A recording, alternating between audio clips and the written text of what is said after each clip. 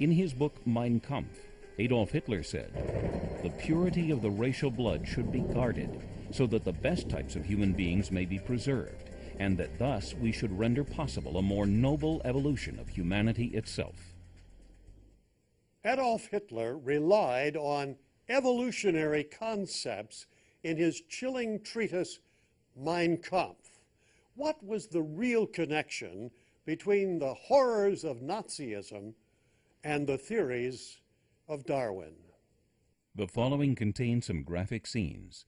Parental discretion is advised. Perhaps the most evil figure ever is Adolf Hitler.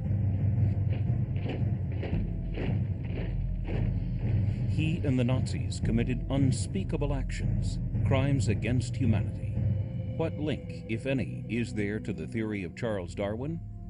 Dr. Richard Weikart heads the Department of History at the University of California, Stanislaus in Turlock, California. He has written the important new book, From Darwin to Hitler. Hitler was taking ideas of Darwinism in a certain kind of direction. An important point of Darwinism was that there is no distinction between humans and animals, at least no qualitative distinction. Darwin, in fact, termed it this way: there's a quantitative but not a qualitative distinction between humans and animals. There was also a sea change with the acceptance of Darwin in how humanity was to view human death itself. One of the most important ways that Darwinism revolutionized thinking about morality, especially relating to bioethics and medical ethics, was by introducing a new idea of what death is. The Judeo-Christian conception of death is that death is an enemy that is to be overcome and ultimately will be overcome through Christ. But the Darwinian vision is that death is a positive force that brings progress. And in fact, the more death, the more progress. The more people are born, the more variation you have. This gives more possibilities for good variations.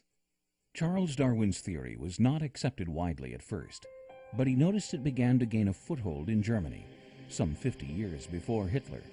And so Darwin wrote, "The support which I receive from Germany is my chief ground for hoping that our views will ultimately prevail." They prevailed in ways unimaginable. To truly understand the atrocities of the Holocaust, one must first understand the major movement which paved the way for it. One of the major influences on Darwin's work was the thought of British economist Thomas Malthus. Thomas Malthus was an earlier philosopher and thinker who came up with a number of theories about population and population control that Darwin actually built on in his work. Dr. George Grant is the author of many books, including Grand Illusions, The Legacy of Planned Parenthood. What Malthus argued was that it was a good thing to allow the poor and the undesirable aspects of populations to essentially kill themselves off through ill health and so forth. In fact, he actually argued that philanthropy and charity to the poor was bad for the human race because it allowed the breeding of what he called human weeds. In Malthusian theory, the world human population would quickly outgrow the available food supply, and so population needed to be limited. Combined with Darwin's theory of evolution, it resulted in a dangerous movement. When Darwin and also other Darwinists, such as Ernst Haeckel, who was Darwin's chief disciple in Germany, looked around the world at different races, they saw the American Indians being exterminated by the whites. They saw the Australian Aborigines being exterminated by the Europeans. And their conclusion was that's part of the struggle for existence. And because these inferior races are not as intellectually sound, then they're going to be decimated by the Europeans. And that's just a natural process. Charles Darwin had a cousin by the name of Francis Galton, who took the ideas of Darwin and began to apply them to the realm of genetics.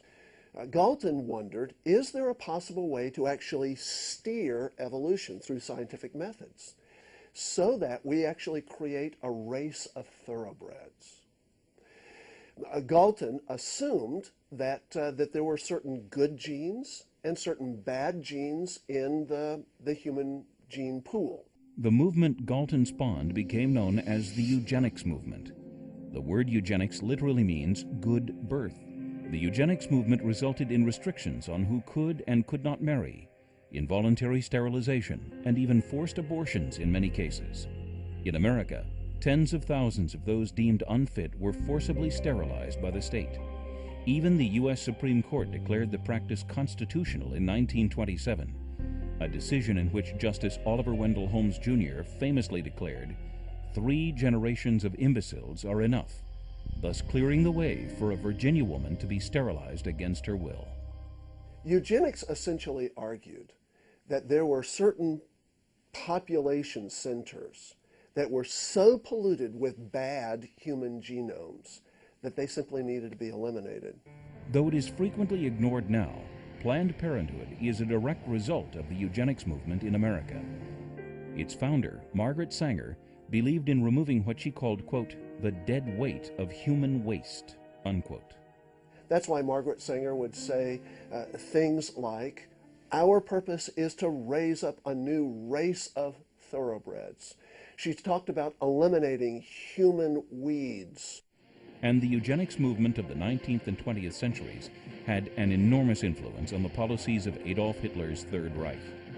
I mean, Goebbels sounds like Margaret Sanger and today's Planned Parenthood and NARAL people when Goebbels talks about useless eaters. Well, it's about the ugliest term I've ever heard, useless eaters, human beings with the spark of the divinity in them. They don't see humans that way. They don't see humans as an engine of creation. They see them as, depriving the earth of resources, useless eaters, or unwanted babies. Adolf Hitler was clearly trying to speed evolution along, and he wasn't the only one. He was drawing on what many other scholars, biologists, geneticists in Germany were also preaching and teaching in the early 20th century. Natural selection was a guiding idea for Hitler and the Nazis. In Mein Kampf, he talks a good deal about the struggle for existence and how humans are struggling, especially races is mainly where he's focusing there, but in other places too he talks about even within German society that there's a struggle for existence going on which brings about natural selection. And they used the word selection quite freely, and in fact if you read just about any books about the Holocaust you'll come across the word selection, because in the camps that's exactly what they did, and they used the term, and the term was related directly to Darwinian terminology, that when you went to the camps you went through a selection process. They were selecting this person to survive and this person to go to the gas chambers. Hitler's Mein Kampf refers to evolution quite a bit, but the English translator of the book uses the word development instead of evolution. Neither Charles Darwin nor his immediate followers were anti-Semitic per se, but their ideas just made the whole thing possible. He saw races locked in competition, and this, in The Descent of Man he explains this, and that because of that different races will be exterminated. Now he didn't necessarily believe the Jewish race was one of those inferior races that would be exterminated, but Hitler of course did, and he began applying that to Jews. Anti-Semitism had existed for centuries before Hitler came along, but no one tried to exterminate the Jews. For Hitler, extermination was necessary because it's the only way to rid the Jewish blood from the gene pool. Adolf Hitler fancied himself an intellectual. He was always referring to Darwin and to the science of Darwinism as a reason and as a support for his racist theories. And in that you bring in science, and the Nazis loved science, then this sort of gave it the blessing of modern liberal thinking, of scientific thinking. And so Darwinism and the idea that you had superior races, that you had the fittest surviving, certainly underlay the Nazis in their thinking. Before the systematic destruction of Jews and Gypsies and Slavs and other supposedly inferior races, the Nazis killed off tens of thousands of the chronically ill. The Nazis began a so-called euthanasia program in 1939 when World War II began. And they carried these out by setting up 6 killing centers. It was to get rid of people who had congenital illnesses of various sorts. Most of these were institutionalized people who were shipped from various institutions of Germany, then to these 6 killing centers. The total numbers of Nazis killed are difficult to pin down for a number of reasons. It depends on who you're counting. The numbers of Jews killed were about 6 million, Gypsies 600 to 800,000, the euthanasia program about 200,000, but then there were also several million Soviet POWs. I mean, we're talking about in the neighborhood of 10 to 15 million, though, likely. Once the killing began, it never stopped.